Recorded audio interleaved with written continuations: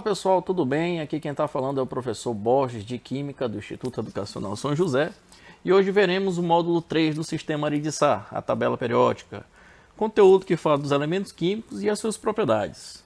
Vamos começar com os cientistas que colaboraram para o surgimento da tabela periódica atual. Pois bem pessoal, vamos lá, vamos começar com o francês Lavoisier, o pai da química moderna. Gente, Lavoisier é dono da frase mais conhecida do mundo da química. Na natureza, nada se cria, nada se perde, tudo se transforma.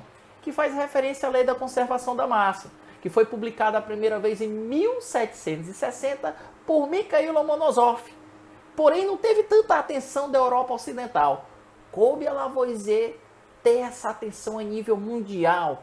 É tão tal que essa lei da conservação da massa ficou conhecida como a Lei de Lavoisier. E essa lei explica que quando você faz uma reação, a soma das massas dos reagentes é igual à soma das massas dos produtos. Ele fez vários experimentos com recipientes fechados, justamente para não deixar escapar nenhuma massa caso vinha surgir ali algum gás como produto. E ele sempre teve o mesmo resultado. A soma das massas dos reagentes é igual à soma das massas dos produtos. Pois bem, gente, em 1789 ele chegou a lançar um livro conhecido como Tratado Elementar de Química. Esse livro ficou conhecido como o primeiro livro-texto de química. Lá ele colocava as ideias dele, o que ele concordava, o que ele não concordava. Ele colocava alguns experimentos com uma metodologia rigorosa. Ele chegou a dar dicas de nomenclaturas. Ele criticava, por exemplo, a teoria do flogisto, na qual George Stoll, um alquimista, citava que a matéria, quando entrava em combustão ou calcinação, acabava liberando essa tal substância flogisto. Ele negou no livro dele. Porém, ele colocou algumas coisas que para hoje é absurdo. Ele diz que luz e calor eram substâncias. A gente sabe que luz é onda eletromagnética, calor é energia térmica em trânsito. Não tem nada a ver com substâncias. Mas ele chegou a colocar no Tratado Elementar de Química. Pois bem, professor, o que tem a ver com a tabela periódica tudo isso? Ele chegou a unir 33 elementos químicos e chamou de substâncias simples. Para ele, um elemento químico é quando você tem uma substância simples que não pode ser dividida em outra substância mais simples ainda. Além do mais, ele chegou a falar pela primeira vez em metais, em ametais e ainda citar as propriedades de metal e ametal. Tá aí uma colaboração.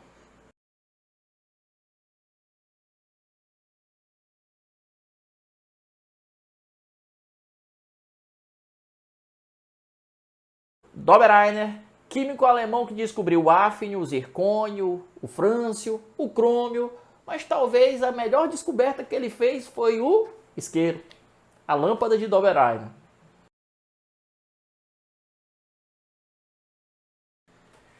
Calma, gente, eu tô brincando, toda descoberta é importante, tá bom? É o seguinte, Dobereiner começou a juntar de 3 em 3 elementos as chamadas tríadas de Dobereiner. Essa foi a organização dele dos elementos, que era por volta de 54 elementos naquele tempo. Ele levou em consideração as propriedades, o peso atômico, a cor, a reatividade. Pois bem, a organização desses elementos de 3 em 3, especificamente voltado pelas médias das massas dos elementos, que era muito parecida, ficou conhecida como as chamadas tríades de Dobereiner. Tem livros, tem literaturas que falam tríadas. Eu prefiro adotar os sais, tríades.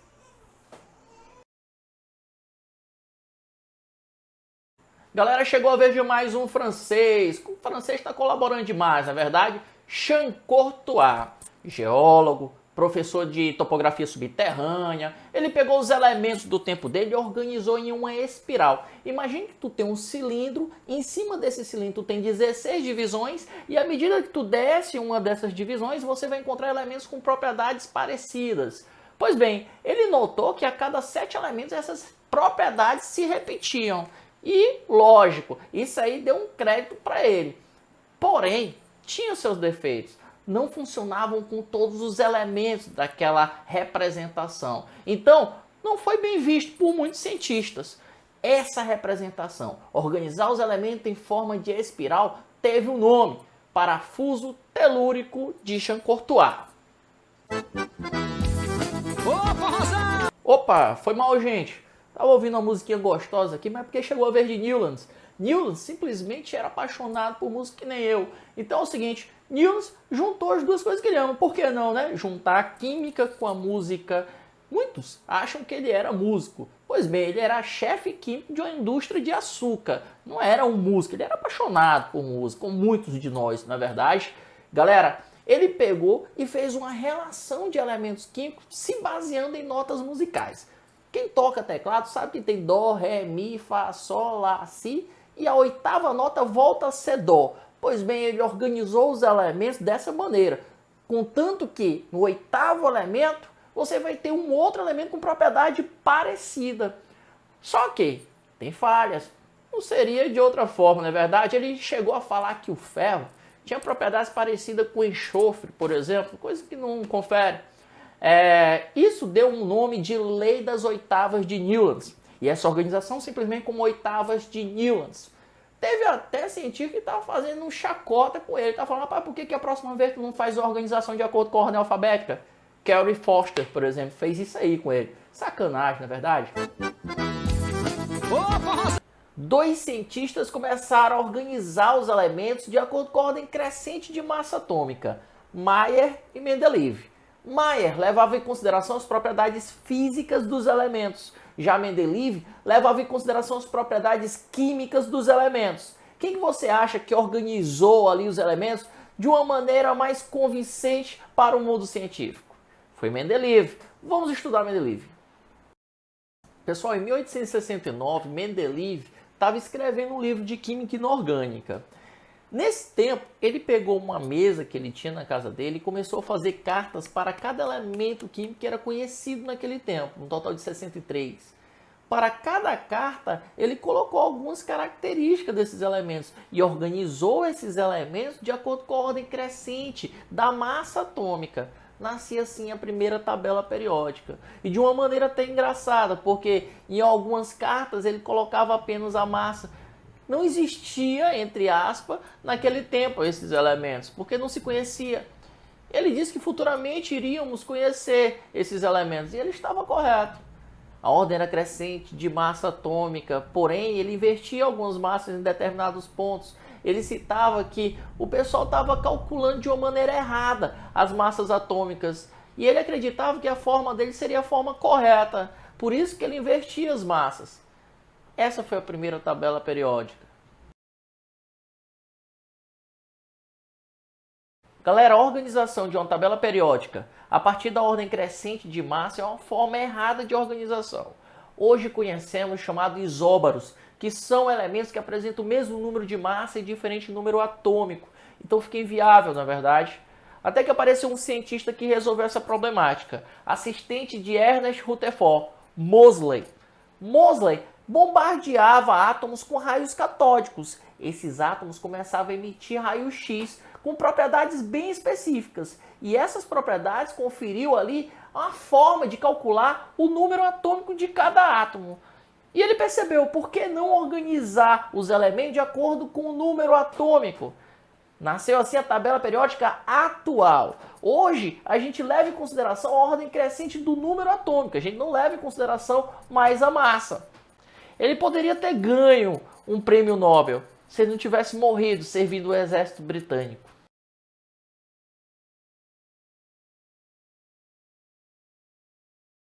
Galera, em 1951, Seaborg chegou a ganhar um prêmio Nobel de Química pela descoberta de 10 elementos transurânicos. Um elemento transurânico é aquele que tem um número atômico acima de 92. A gente vai trabalhar em cima disso já já. Ele era diretor do Laboratório Metalúrgico da Universidade de Chicago. E lá ele produzia em escala industrial plutônio e fazia o enriquecimento para o chamado Projeto Manhattan, do tempo da Segunda Guerra Mundial. Em 1945 ele chegou a organizar uma tabela periódica e chegou a publicar. Nessa tabela tinha uma série abaixo conhecida como série dos actinídeos, contendo apenas 6 elementos químicos, que ele organizou de acordo com a configuração eletrônica de cada um. E ele ainda pensou de uma maneira futurista. Ele chegou a elaborar uma outra tabela periódica contendo 168 elementos. Queria eu estar vivo para poder ver essa tabela. Inclusive com mais uma série, os superactinídeos.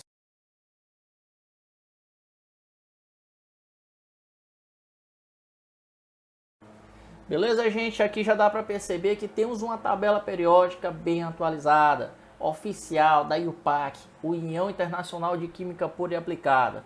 Qual a diferença com as tabelas anteriores? É simples, não existe mais aquela representação 1A, 2A, 1B, 2B, né? A para elementos representativos, B para elementos de transição. Isso acabou. Agora é grupo 1 ao 18, são 7 períodos, o 7º período totalmente completo. Vamos analisá-la com carinho a partir de agora. Vamos lá, gente, vamos acompanhar junto comigo. Nesse slide, eu tenho uma representação do elemento químico. O elemento químico pode ser representado por uma letra maiúscula ou uma letra maiúscula seguida de uma letra minúscula. Como você pode observar, existem alguns elementos que têm origem do latim, como é o caso do sódio, do fósforo, do enxofre, do ouro. Existem outros elementos que é homenagem a um país, a um cientista, a um laboratório. Eu vou destacar um, Seaborg, homenagem a Seaborg, o último que a gente viu, o último cientista que a gente estudou. Seaborg teve o privilégio de ser a única pessoa ainda em vida ser homenageado com o nome de um elemento químico, de número atômico 106. Próximo slide fala de períodos ou séries. O que é um período ou uma série? É a sequência de elementos que tu tem na tabela periódica na horizontal. Você tem um total de 7 períodos na tabela periódica. Então vamos contar: primeiro período, segundo período, terceiro, quarto, quinto, sexto e sétimo. Veja que o primeiro período tu só tem 2 elementos, hidrogênio e hélio, tá bom, gente? Vamos para o próximo. Famílias ou grupos. Gente, o que seria famílias ou grupo? Agora eu tenho uma outra sequência, porém agora é na vertical. Na tabela periódica eu tenho um total de 18 grupos ou famílias. Veja só, grupo 1, 2, do 3 ao 12, do 13 ao 18. Pronto. Pensou na sequência na vertical, como é o nome? Grupo ou família. Pensou na sequência na horizontal, como é o nome? Período ou séries. Quantas séries ou períodos? 7. Quanto grupo ou família? 18 grupos ou famílias. Agora vamos começar a classificar os elementos dentro da tabela periódica, se baseando nas propriedades químicas de cada um e física também. Veja só, todos que se encontram demarcados de vermelho nesse slide são metais. Metais, o que eles têm em comum? Primeiro passo, são eletropositivos, ou seja, tem tendência a perder elétrons. Quando tu pensa em eletropositivo, não gosta de elétrons, tem tendência a perder elétrons, e dá certo. São sólidos, 99% é sólido, com exceção a um. Em condições ambientes, todos são sólidos, com exceção ao mercúrio. Em 25 graus Celsius e 1 atm, ele se encontra no estado de agregação líquido. Brilho característico, olha, metal tem tendência a brilhar, refletir a luz que recebe. Isso é uma característica do metal, inclusive é conhecido como brilho metálico. É muito abordado com esse nome. Ductibilidade, são dúcteis. Maleabilidade, são maleáveis. São duas propriedades mecânicas. A ductibilidade está mais voltada para a produção de fio. Maleabilidade está voltada para a produção de lâminas delgadas. Qual o metal mais maleável e dúctil da tabela periódica? O ouro. São bons condutores de calor, condução térmica. São bons condutores de eletricidade, condução elétrica. Aprende essas características. Todas essas características são características dos metais. Vamos ver o próximo. Agora vamos analisar os não metais ou ametais. É tudo a mesma coisa. Tudo que está demarcado de verde é ametal ou não metal. As características são opostas às características dos metais. Então, enquanto o metal é eletropositivo, não gosta de elétron, tem tendência a perder, o ametal já gosta de elétron, tem tendência a ganhar elétron. O ametal são maus condutores de calor e eletricidade, como eu disse, é o oposto, com exceção ao carbono grafite. Vamos lembrar, existem as exceções. A forma alotrópica do carbono, conhecido como grafeno, é um excelente condutor de eletricidade e é também feito de um ametal, no caso carbono. São quebradiços, né? Você pensar em um metal, você vai pensar em uma certa resistência à deformação, essa propriedade mecânica. Dá para fazer fios, lâminas, mas dá para ter uma dureza apresentada como característica. Já o ametal é quebradiço, não tem brilho, como dá para perceber. formam compostos covalentes, é o próximo conteúdo, ligação química.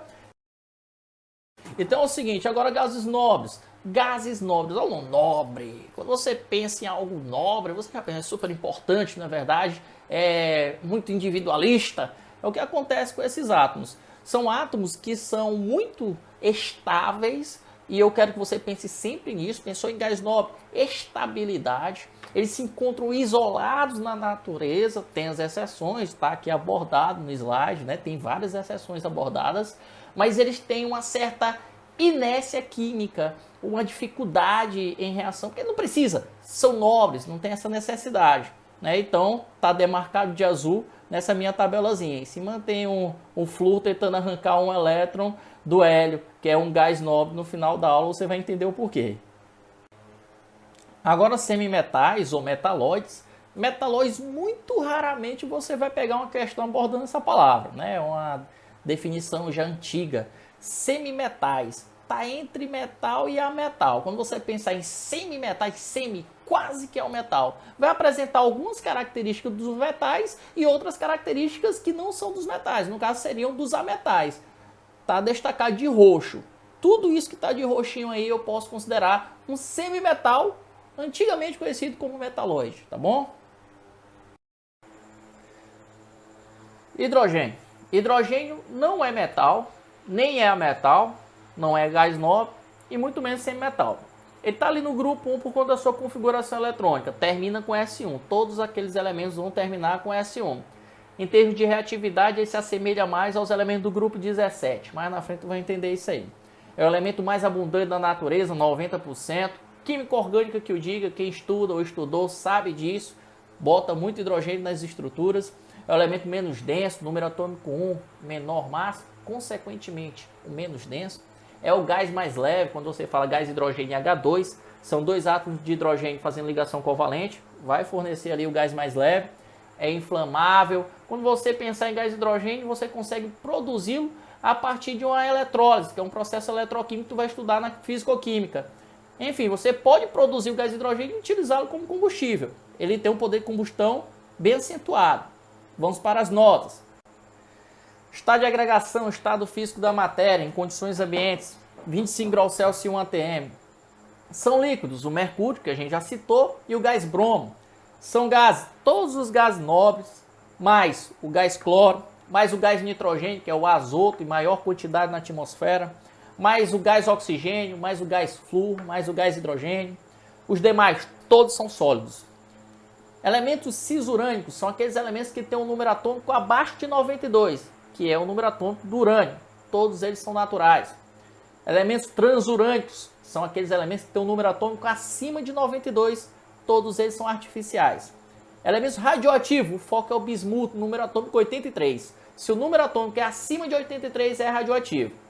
Professor, mas tem os radioisótopos, né? Calma, vamos focar por enquanto nisso aqui. Quando for a parte de radioatividade, você vai trabalhar em cima de radioisótopo, tá bom? Por enquanto, o bismuto é o foco. Pessoal, existem alguns grupos que apresentam um nome em particular. Grupo 1, metais alcalinos.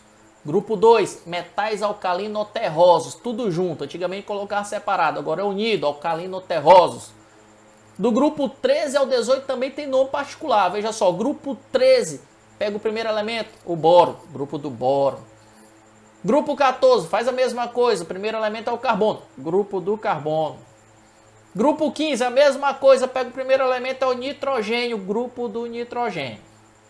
Grupo 16, calcogênios. Grupo 17, halogênios. Grupo 18, gases nobres.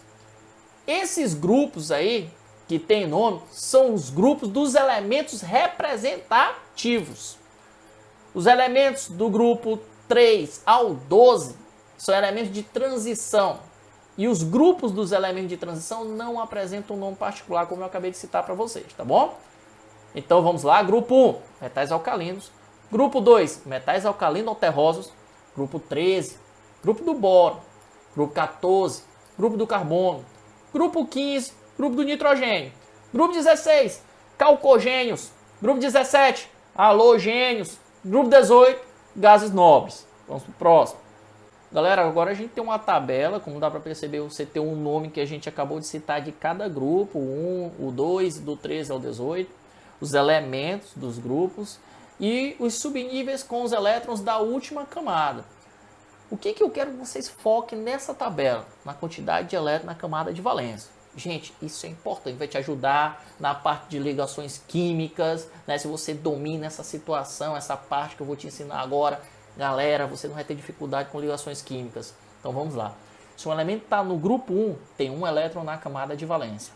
Se está no grupo 2, 2 elétrons na camada de valência. Não esquece. Grupo 1, um elétron na última camada. Grupo 2, 2 elétrons na última camada. Partindo para o grupo 13 até o 18, subtrai 10 unidades. Se o elemento está no grupo 13, subtraindo 10 unidades, 3 elétrons na camada de valência. Está no grupo 16, 6 elétrons na camada de valência. É um gás nobre. Grupo 18, quantos elétrons na camada de valência? 8 elétrons na camada de valência. Você vai ver como isso aí vai te ajudar. Inclusive em conteúdo futuro. Vamos para o próximo. Gente, tem como você descobrir o grupo e o período do elemento só com o número atômico do elemento.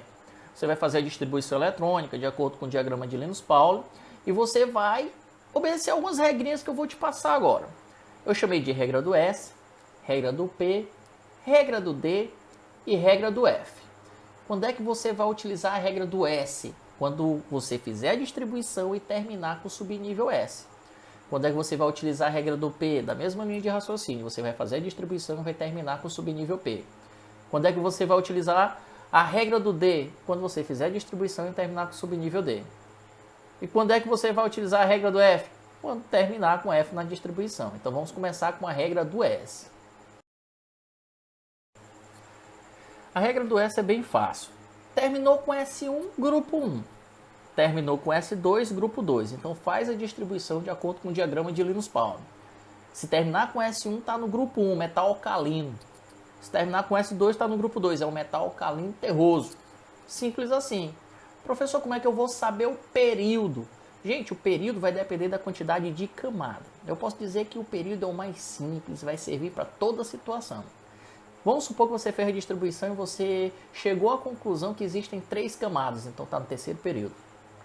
Fez a mesma coisa, fez a distribuição, descobriu que tinha 5 camadas naquele átomo ali. Beleza, então ele se encontra no 5º período. Então é bem simples, não é difícil. Vamos lá, aqui eu tenho um sódio, número atômico 11. Está feita a distribuição do sódio. Terminou com S, regra do S. Terminou com S1, grupo 1. Quantas camadas tem? Tem 3 camadas. Qual é o período? Terceiro período. Simples. Agora eu tenho um cálcio, número atômico 20. Fiz a distribuição de acordo com o diagrama de Linus-Pauling.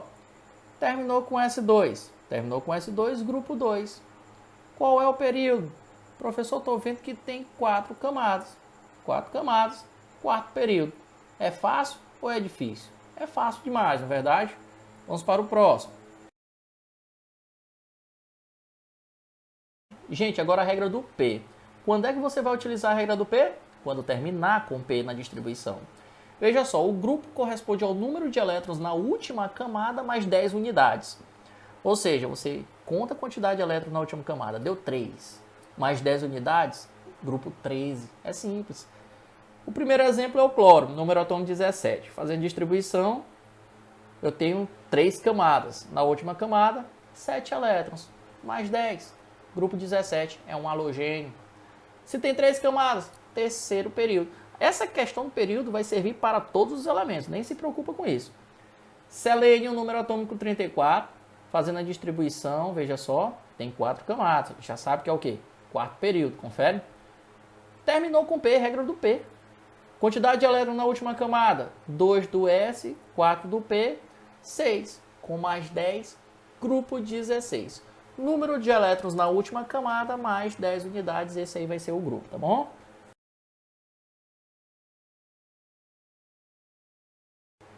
Próximo é a regra do D.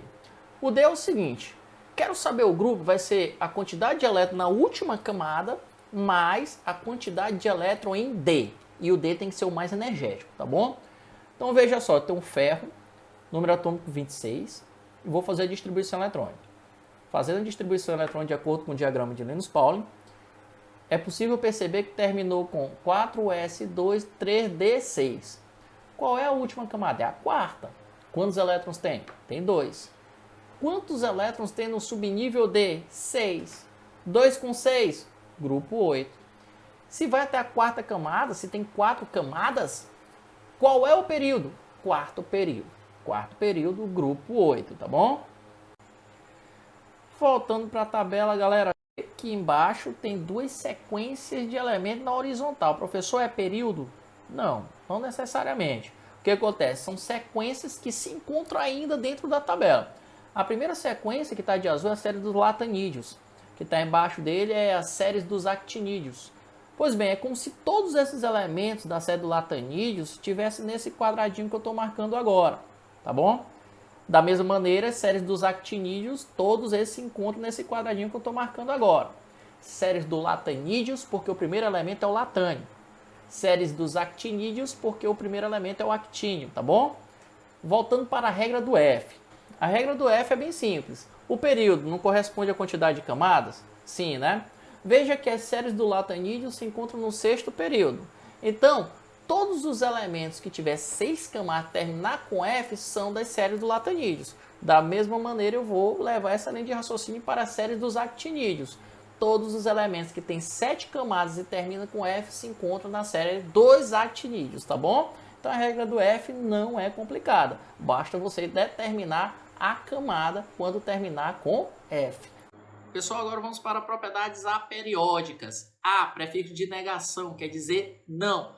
Não depende diretamente do período.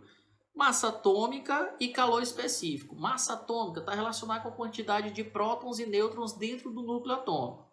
Tem como padrão o carbono de massa 12, né? 1,12 do carbono de massa 12. Você deve ter estudado isso aí na química geral.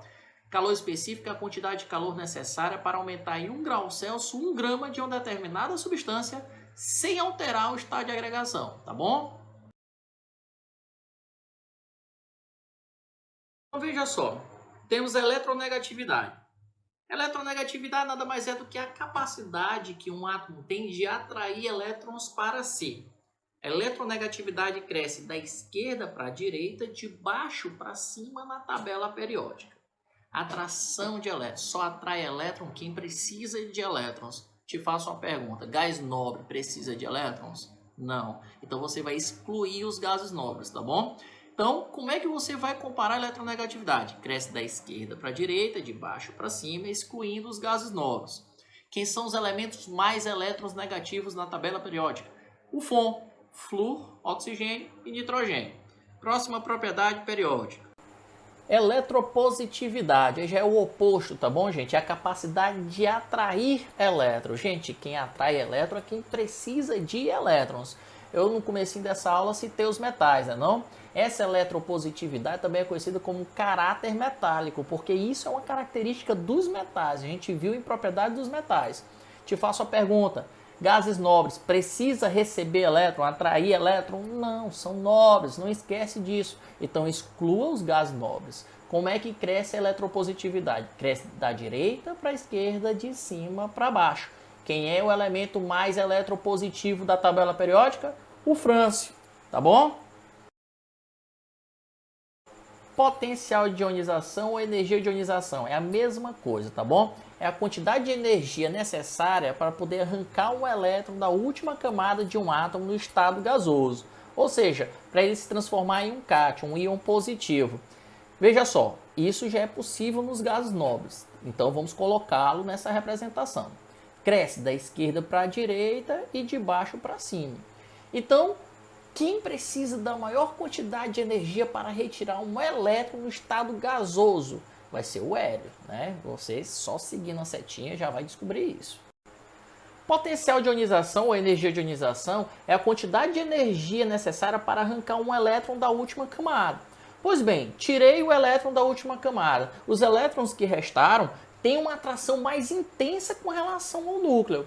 Isso quer dizer que se você for tirar um segundo elétron, é necessária uma quantidade de energia maior. A mesma coisa se você quiser tirar um terceiro elétron, você vai ter mais trabalho. Moral da história, a energia de ionização vai aumentando à medida que você vai retirando os elétrons, tá bom? Eletroafinidade ou afinidade eletrônica, é a mesma coisa. É o contrário da energia de ionização. Veja só, eletroafinidade é a quantidade de energia liberada quando o átomo recebe elétron na última camada, né? Pergunta, gás nobre precisa receber elétron? Não, não precisa receber, não precisa perder. É estável, é nobre, não é verdade? Então vamos excluir os gases nobres para poder fazer uma comparação. Gente, cresce da esquerda para a direita, de baixo para cima, com exceção aos gases nobres, tá bom? Raio atômico. Como é que eu vou medir o raio atômico? Você vai pegar dois elementos iguais que estão fazendo ligação, mede a distância entre os dois núcleos e divide por 2. Aí você tem o real valor do raio atômico. Cresce da direita para a esquerda, de cima para baixo e coloque os gases nobres. Você está medindo só o raio, não tem necessidade de retirar os gases nobres, tá bom? Raio de um cátion, raio de um ânion e raio entre elementos isoeletrônicos. É só jogar na lógica e tu acerta sempre. Veja só. Raio de um cátion. Tu tem um elemento no estado fundamental e tu tem esse elemento na forma de íon positivo, um cátion. Você sabe que o cátion perde elétron, não é verdade? Se perde elétron, os elétrons que sobram têm mais atração com relação ao núcleo. A gente acabou de falar disso aí. O raio diminui. O raio do cátion diminui com referência ao estado fundamental desse mesmo átomo. O ânion, a mesma linha de raciocínio. Quando você tem um elemento no estado fundamental e você tem esse mesmo elemento, só que em forma de íon negativo, um ânion, você sabe que o ânion ganha elétron. Então a eletrosfera do ânion é sempre maior do que esse elemento no estado fundamental. Simples. Professor, e se for elementos isoeletrônicos, mesma quantidade de elétrons? Imagina que tu tem dois átomos com a mesma quantidade de elétrons, dois átomos diferentes. Gente, se os átomos são diferentes, o número atômico é diferente. Ou seja, um tem mais próton do que o outro. Sendo assim, quem tem mais próton atrai mais os elétrons. Então o raio tende a ser menor. É simples. Vamos para o próximo. Densidade nada mais é do que a razão entre a massa e o volume do elemento.